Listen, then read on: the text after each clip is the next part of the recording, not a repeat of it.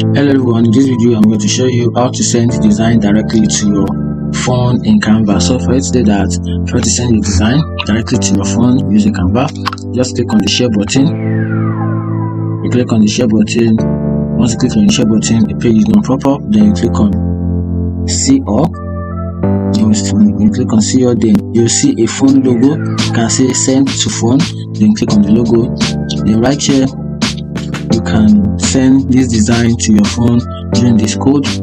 Once you place your phone camera, you scan this code, Canva will send you to their home page on your mobile phone. Then if you have an account on your phone logged in, then you ask you to log in your account on your mobile phone. Then once you do that, then give access from your mail to log in the Canva on your phone.